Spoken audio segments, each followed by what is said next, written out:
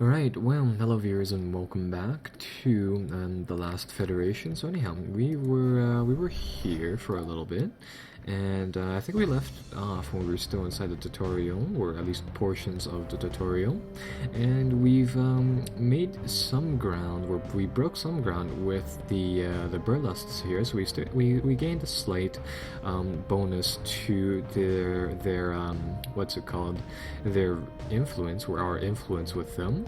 And I figured we might as well just take a minute to check out their other stats right now as well.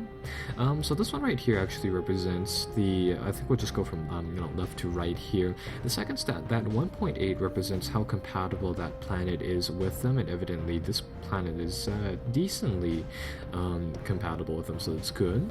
Evidently they have about 200 and something million people on their planet, and some races will have more, some of them will have less, and it really depends on the race itself, because some races have more just in general and some have less. And evidently they have 3 different armadas somewhere around that planet, and they have right around 300 or 33 power there. So this game, I mean, it's not necessarily, well, it's definitely less so about the stats, but there are a few ones that you do have to keep track of. So let's actually check out what we were doing last time. Looks like we attacked a pirate base. It doesn't look like we did any of the other missions, or perhaps we did, I don't know. Check our inventory just to be sure. And no, it doesn't look like we have. Alright, well, in that case, the tutorial will require us to proceed with a few more battles to really start things off, so I think I'll do a few of these quicker ones, like the help raid pirate convoy for loot. And what these will do is that they'll start us, or rather they'll allow us to acquire a few random bribe items, which then we can sort of use to levy some advantages with some of the leaders of some of the different races. So these guys are gonna come. The burlesques are gonna provide at least 1 or 2 ships to help us out, and the random enemy pirate faction will always be one of the hostile factions, I believe.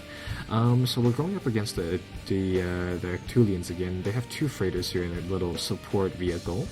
Well, what we can do here is that we're going to make a surgical run, so I'll put everything into speed and guns, and what we're going to do here is that we're just going to blitz those 2 transport freighters and take them down. So evidently it looks like the minigun does by far the most damage to them, and let's just really see what we can do about that. So first one's in range, buzz them down,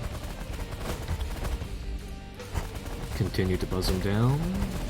And evidently these freighters have quite a little bit of health, so we'll just start to circle these guys while just trying to dodge some of these bullets. In the meantime, our guns will just continuously try to buzz down these 2 freighters.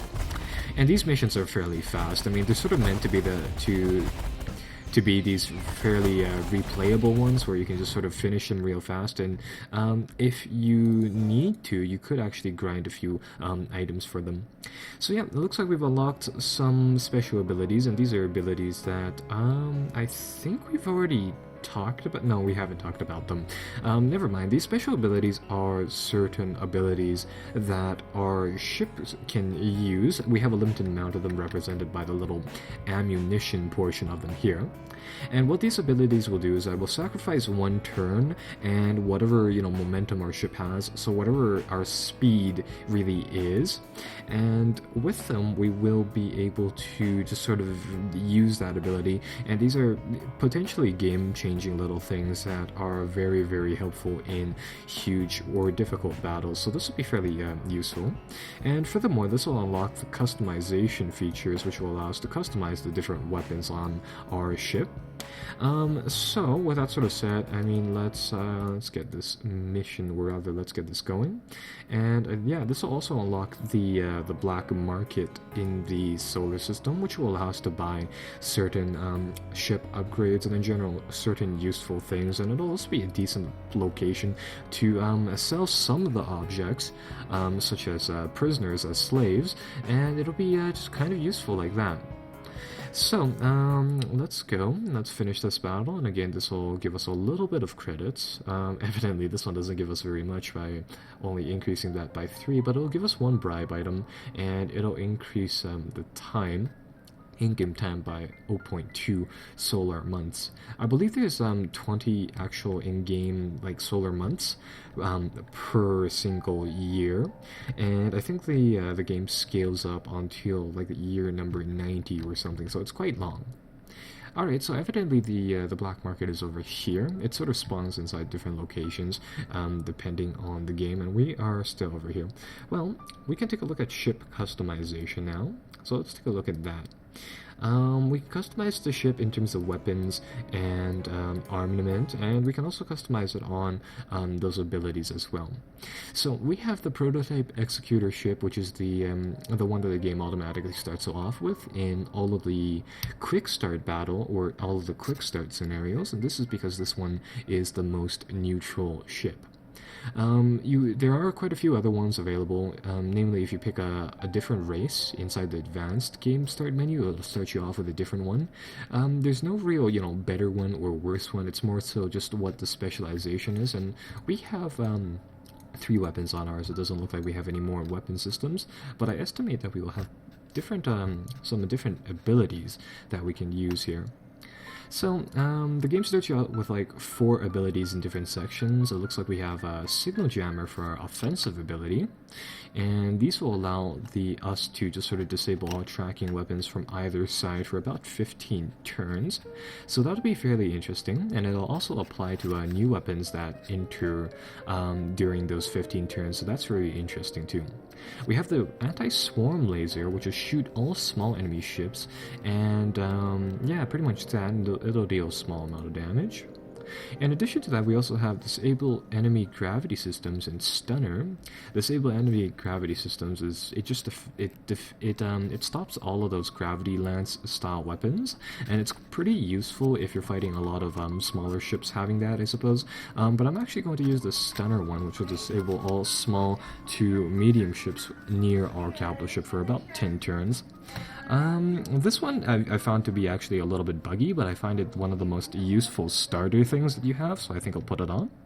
And my personal favorite abilities are the operations ones. So you have these different operation ones, and they're typically something that deploys squadrons. So Kamachi here deploys a lot of interceptors, which will brawl it out with enemy ships, and namely they'll actually intercept projectiles coming at your ship just due to the fact that you have a ball of them, and they'll actually be able to block those shots too, so I like to have that around. And the other ones you have are Raptor, which launches a whole bunch of attack squadrons, and they'll try to take out some of the larger targets.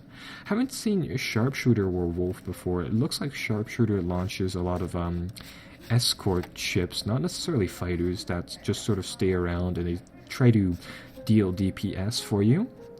And this one, Wolf Predators, send out some sort of super attack craft. I think I'll go with Raptor and Kamachi.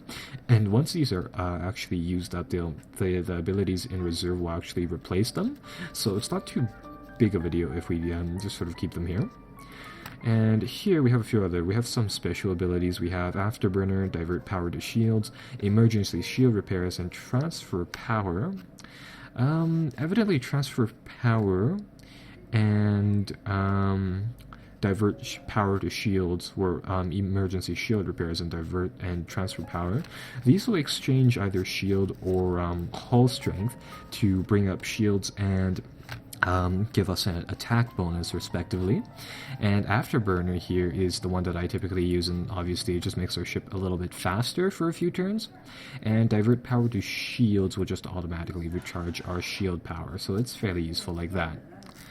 I think coming from here we'll do another one of those friendly axe mission to raid another pirate convoy, because it'll be a nice little demonstration of these abilities, and namely because I think you need to play a few more battles before the game actually fully opens up. So we'll set a course for these 2 enemy freighters once again, and we will we'll open up with a minigun once again, so we'll try to buzz down another one of these guys. And this time I think we'll use some of the special abilities. So let's see how this Operation Raptor thing will do, and this will launch an attack squadron which will do a bit of damage to our enemies, so that'll use the entire turn. and evidently that has launched a whole pack of these guys, and we can do this, like all of these abilities and the health and the shields for your ship recharge every single battle, so, you know, after a while you might be able to actually figure out a good pattern for how you want to deploy your troops, but we've deployed these Raptor Lancers. They'll aim where we aim, so I'll move closer to them once again, minigun, and I'll try to buzz down another one of these targets. Evidently, these Raptors, they're flying, they're flying with us to an extent, but they also have a certain amount of autonomy for themselves. I'm gonna target this ship once again, and whichever ones are in range will help us out in taking it down, like these two right here. The other ones evidently are just sort of rerouting or doing something, but yeah, it's kind of a neat little feature. And this freighter should be going down very, very soon. Unfortunately, it looks like we're taking a little bit of damage as well. And there we go. So a few more solar months went by, and I think it's related to the amount of turns inside the battle. We again gained a small amount of credits, and we get another bribe item, which is fairly useful. So let's take a look at this planet again. Let's take a look at Jam, the homeworld of the Barlust people. And let's take a look at their politics screen once again.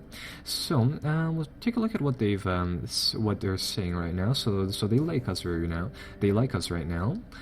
They like the fact that we delivered them space flight technology, and if we keep them as our supporting faction, they will give us a powerful ally. Evidently, their relations to pretty much everybody else is in the negative, although only slightly. We can make a few deals with other people, and we can also try to bribe them, or rather blackmail them. And currently, we just don't have any incriminating evidence against them, and it looks like their nation, really focuses upon this whole blackmailing system, whereas the other ones, you can actually use some of these bribe items to help you out. So if I go back to our inventory, we can find all of the bribe items we have here, and they have a certain amount of effectiveness to certain races, sometimes more on ones, sometimes one on other ones, and typically they're fairly useful, just sort of in giving your faction or you a little bit of influence on the planet. Well, we're going to have to start to influence this Barlust warlord system eventually. So let's see what we can do to that. Currently, we're liked by the population, but we're not necessarily all too liked by the leaders of those federations. I suppose they tolerate us, but they won't do anything special for us. So, let's see, what can I do here? I want to commit a hostile act, and you'll see here that the list does open up as time sort of goes on. And let's see what we can do here. So currently we can plant false evidence of a conspiracy, and there's a 20% chance of this working. And it looks like that this will make it so that if it succeeds, it'll lower the relationship of these people with another different race. Currently, I believe we do have a little informant on this planet, so he's giving us a few more. Or no, maybe not. Or no, yeah, we do. We have one here, so he is giving us a few different options. And overall, it looks like we can buy some gossip and get some pieces of evidence against those warlords, or alternatively, we can hire some spies to do this exact same thing. Although this one will give us grade A evidence, whereas buy the gossip one will only give us some minor ones, though. We can also do some other stuff, like hire some bioterrorists and saboteurs and good stuff like that. Evidently, these will do some fairly useful things here and there. It'll lower the population depending on the circumstances that may or may not be good. So, going along with these guys, we can actually give them some tech as well, and that'll give us a slight bonus to our influence. What we can do here is that we can stay around to research technology with them, and I believe that we will get tech along with them if we do that, which is kind of useful. However, it limits you to which techs you can do. So let's see what this will do. It'll take 20 solar months to research, say, space elevator. And yeah, obviously this will be a joint effort by us and them. Yeah, both of us will receive the tech. It'll take 20 solar months to do so, and each month will gain from 55 to 70 credit at the time, so that's between 1,100 and 1,400 there. And it'll also give us quite a lot of relation if we help these people build this. So I think we will, and we'll just stay around here to do that for a little bit, I suppose, and we'll just speed up the game. And the reason I want to do that is, well, first and foremost, it increases our relationship with them, but in addition to that, it will give us, again, long-term strategy. If we help these guys out, they'll do the warmongering for us themselves, and we really just have to provide them with the tools to get there. Alright, so a little bit more of the game opens up, and it'll tell us a little bit about the planets themselves and the planets and the people inhabiting them. So now the game will introduce 4 little portions regarding the ecosystem, rather, the client or the situation on the planets. And these are it looks like, yeah, 1 RCI value will be changing on each planet at all times. And there are 4 of these different values, and I think they range from values from, I want to say, -200 to 200, but I'm actually not sure what the end caps are. So yeah, this will give us a ton of different options now. We can just sort of enact them if we would like to.